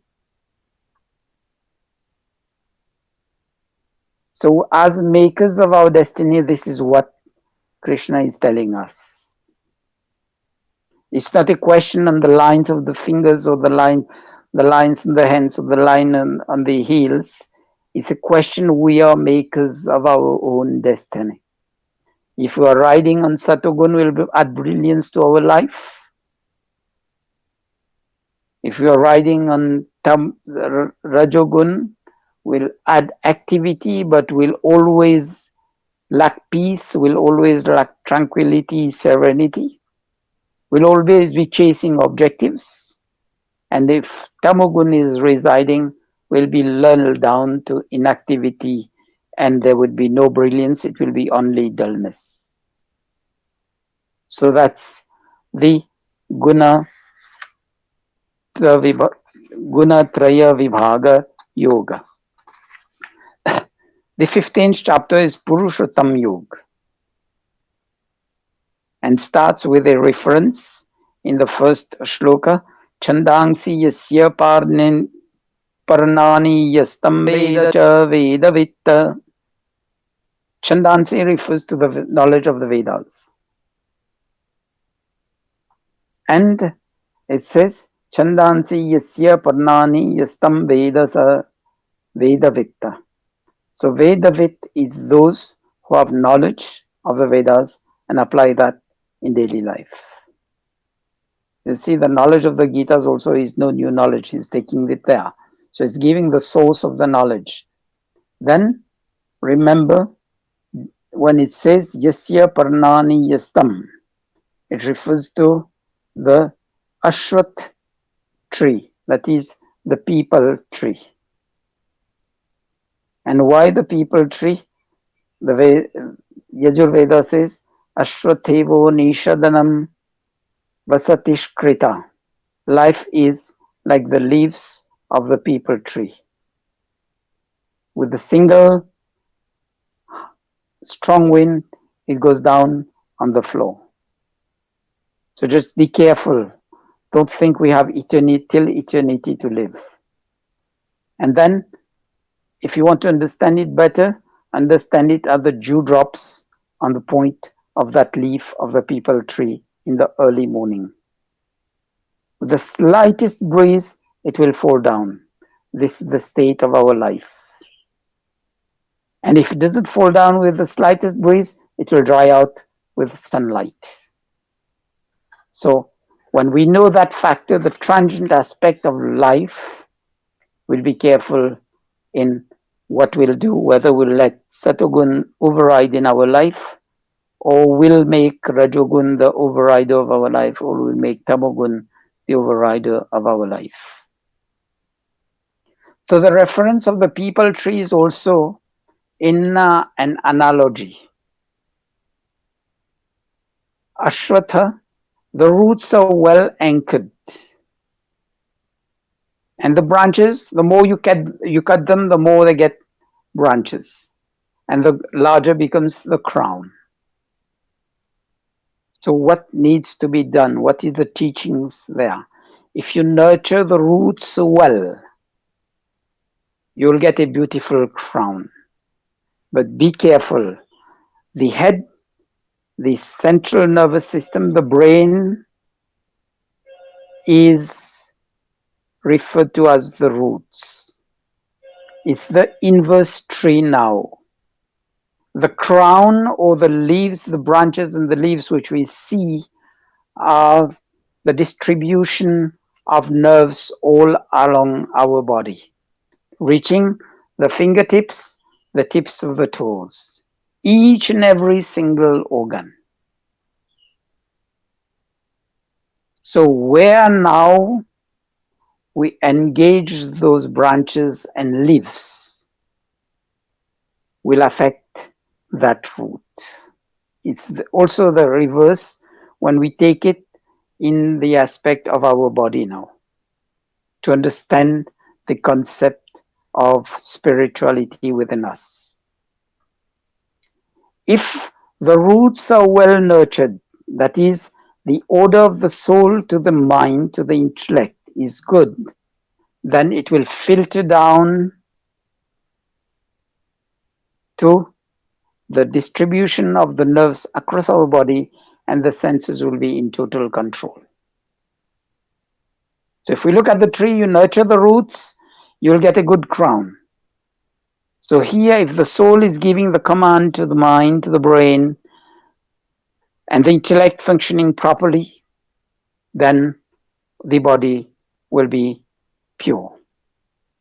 So that's the reference there in the first shloka.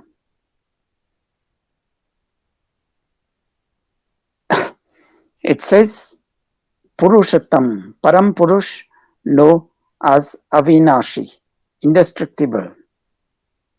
And this is the Jay, the one to be known.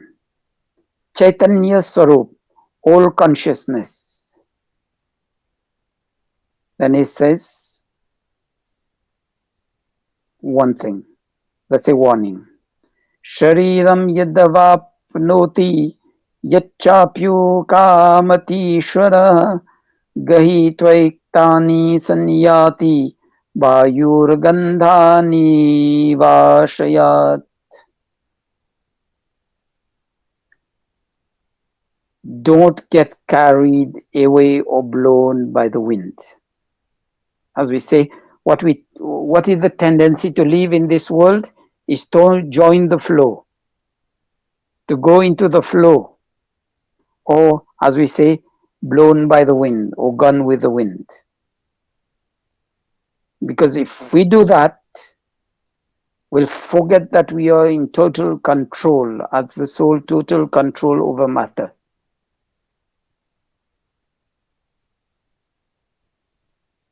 And when we do that, we will forget the link of the two conscious entities, the two consciousness, the soul and the supreme soul, Atma, Paramatma.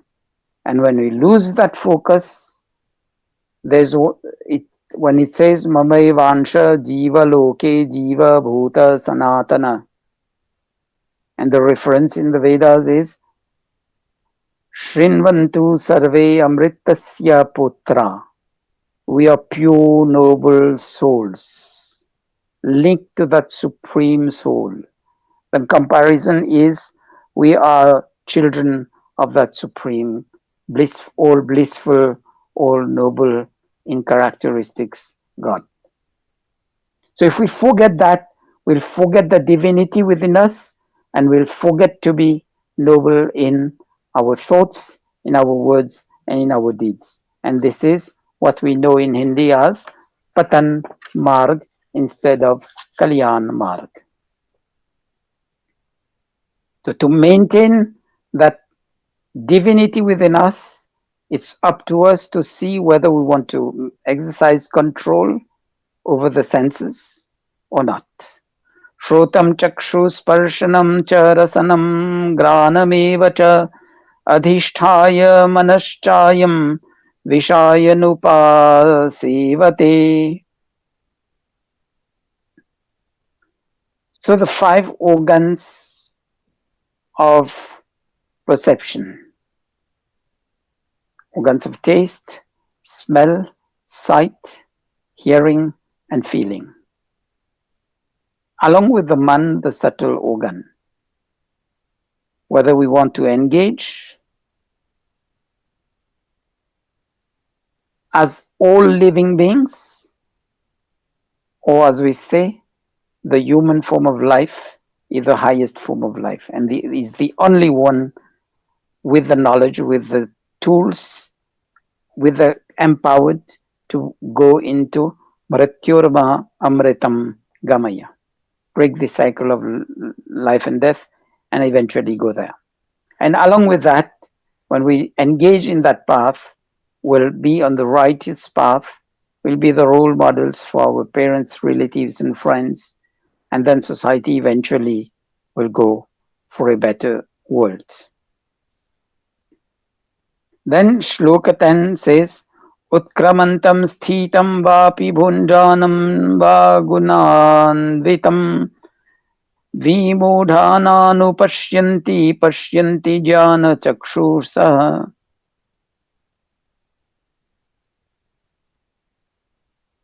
So when at the time of leaving this world, the soul leaves, the body remains. These are the two distinct entities. So the soul is never equal to the body or Prakriti. So what we do? We have to do yatanto yogina chainam pashyanya vasthitam yatantopya kritantmano nainam pashyanta chetasa. We have to do continuous effort. Engage the mind and the heart, the center of thoughts and the center of emotions. And what happens? Talking about, there's one word there, acheta. That is, those who don't use the faculty, the discriminative faculty of the intellect. They just go with the flow. So these are the aviveki. Remember I said Vivek and Vairagya. I think it was in the first and second session. So Vivek is the discriminating faculty of the intellect, and Vairagya is detachment. So those who have Vivek will continue. Those who have the discriminative faculty of the intellect activated will continue in putting up the efforts. And those who are ignorant will just lull down and, as we say, lose the opportunity of this life. So the distinct entities is also Kshara and Akshara. Kshar is Prakriti, which undergo changes. Akshara here is Jiv, soul, which is not, which doesn't go any change. And it comes in Shloka 16. Kshara sarvani bhutani kutastho kshara uchyate. So no matter as changing in form, in structure. No, the soul as kutast, unchangeable. And these are the distinct characteristics. And from that we'll realize Purushottam, the higher level, Uttam Purush, and Paramatma is the Param Purush, Param Atma. And when we know those concepts, we'll be exercising all the care that is needed. And the last shloka says, Iti guhyatam shastra mida muktam manayanadya etad buddhava buddhimananya krita kritascha bharata. He says to Arjun, Krishna says to Arjun, this is a very in-depth knowledge, which you remember we went into Raja Vidya and Raja Guhya Yoga. Repeats again. This is a knowledge which can be received only by people who've made themselves to be the appropriate recipient of that knowledge. Apne mein patrata, conquering with the second mantra of Yajurveda 36th chapter, which is the Shanti Sukt. The chapter in the Vedas referring to Shanti, peace, inner peace and external peace and worldly peace, universal peace. It says, Yanme chidram chakshusho manasa hridayasya. So when we are engaging chakshu, shrotram, etc. and man, that is the organs of perception, taste, smell, sight, hearing, touching, etc. When we are engaging that, indulging in senses, pleasuring the senses, these are the chidras, the hole in our patra. And Krishna is saying the same thing here. So if we are the proper recipient with no holes, we'll get the knowledge, we'll translate it in our daily lives, and we'll realize the knowledge, we'll realize the objectives of human life. Us param pad purushottam ko prapt karenge. That param pad is mukti, that purushottam is the bliss, will be staying in the bliss of Ishwar God. So that's one way of pushing Arjun into engaging in karma for reestablishing dharma, yes, but for the welfare of humanity at large. Remember, at the time of the Mahabharata, the whole world was under one control. Yudhishthir, when he was coronated as Samrat, the ruler of this whole world. And when we see the warriors coming, some even came from Patal Lok. Patal Lok is not something which is outside the universe. If you look at the globe, America is just below. If you put India at the top, America, the continent of America is just below. And that is the real Patal Lok. Because India is known as Bharata, the Vishwa Guru,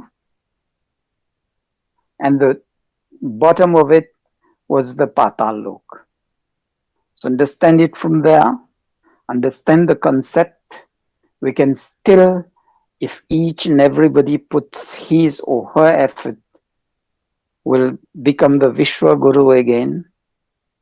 And remember, gradually people are coming down to the knowledge. But what happens is the adulteration, as we were just talking at the beginning with Dr. Anjumji, that so many adulterations have come in yoga, in Hatha Yoga. The principle of Hatha Yoga in the Hatha Yoga Pradipika is a proven principle. But for whatever adulterations will bring in that, we are going to, in the long term, harm ourselves.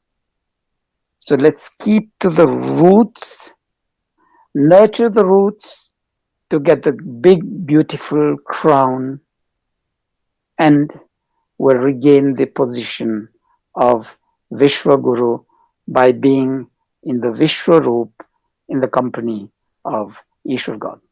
That's for today. We are left with the last 4 chapters of the Gita. We'll complete tomorrow. Remember, tomorrow's session is 5 to 7 p.m.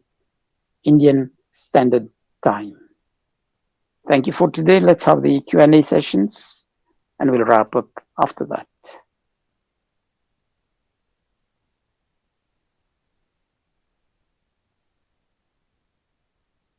So questions, please. Namaskar, Acharya.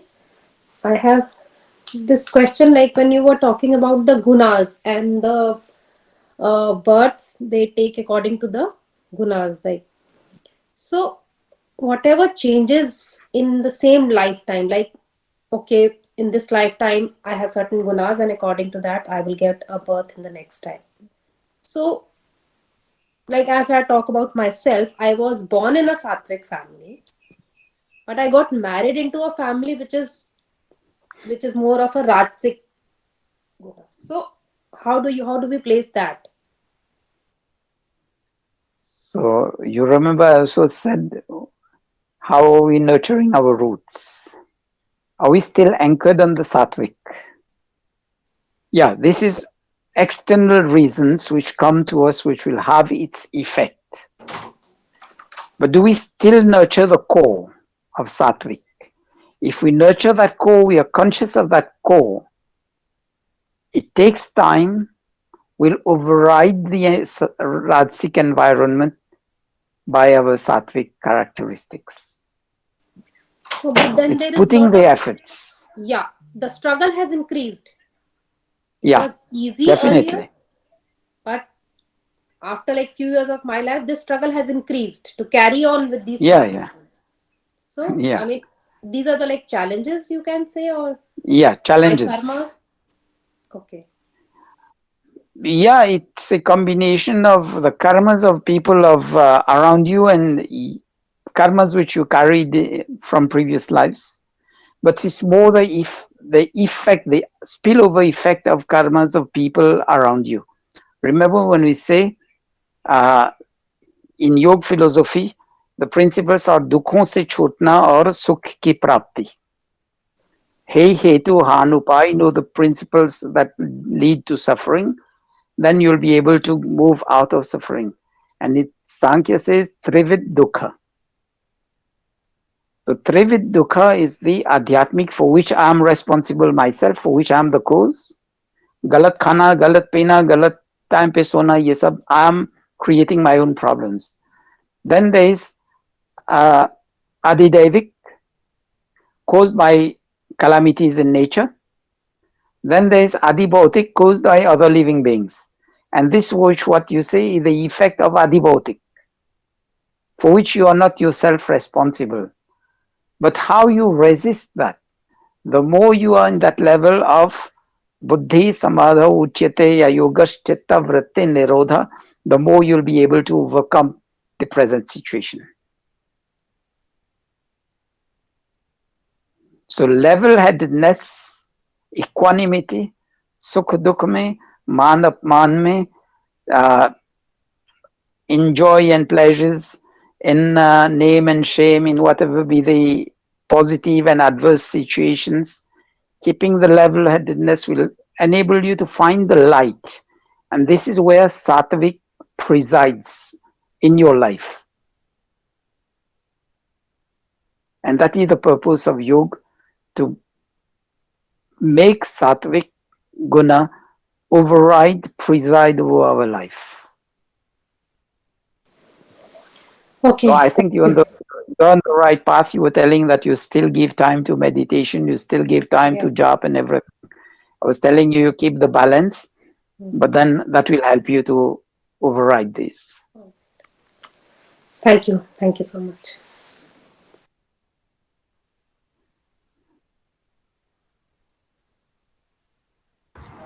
Any other question? Namaste, sir. Yeah, namaste. Sir, I want to know about Brahma Muhurat. Exactly what happened on that time? Why it's so beneficial for us, for study, for our sadhana, etc. Brahma Muhurat is the time before sunrise, and it's usually referred in the Upanishad as 2 hours before sunrise. This is where the oxygen level at the surface level of the universe is the highest.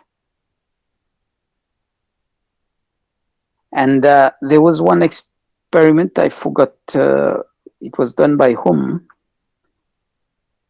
Even the O3, ozone element in the atmosphere, is highest at the ground level. Though plants produce more carbon dioxide at night, but the effect is that when we wake up in the early morning, we do the yogic exercise, physical yoga, and then the mental part of it. So we are going to take more and more oxygen into our body, and this is feeding the brain. This is going to bring more sattvic environment. The level of activity in the universe, human activity also is lower, except in cities which never sleep. But in that context, when you are doing yoga sadhana, at this point in time, you have less disturbances. And when you have less disturbances, you can be better focused. One was the physical condition.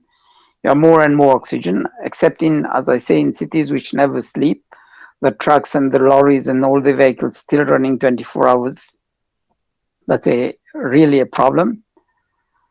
But if you look even into the environment, when you wake up, you spend some time in sadhana, in this, you start by making your day peaceful. And it starts at the very early morning. And then why you should rise before sunrise. That is scientifically proven. You expose yourself to the rays of sunlight. Upanishad says that सूर्य की तिरछी किरणें शरीर में इतने पौष्टिक तत्व देते हैं जो आपको खाने पीने में नहीं मिलेगा. You get the vitamins, especially vitamin A. And now I think it's identified as vitamin A12 or B12, something like that, which is obtained only from sunlight. Even those that you obtain in capsules is hardly absorbed by the body. And the other one is produced naturally. And that shields you from so many mental and physical sickness. So the Brahma Muhurat has the philosophical aspect as well as the physical, physiological aspect on our life. And look at the lives of birds. At that point in time, before sunrise, they start chirping. मैंने कहा था कल ना, let's learn from other organisms, other forms of life in nature, and from other objects in nature. Learn from the birds. ब्रह्म मुहूर्त में उठ जाते हैं और शाम को संधि बेला में भी अपने चर्पिंग में जाकर के फिर सो जाते हैं. So it shows the balance of nature. It's not only for human life, but for the forms of life also. Except the Ullu, which does the reverse. Okay? Any additional to that? धन्यवाद आचार्य जी. आजकल social media ने और Netflix ने सभी को उल्लू बना रखा है. यूथ तो 3 बजे से पहले सोना ही नहीं चाहता है और उठने का तो फिलहाल ही नहीं है. Anything else from anyone?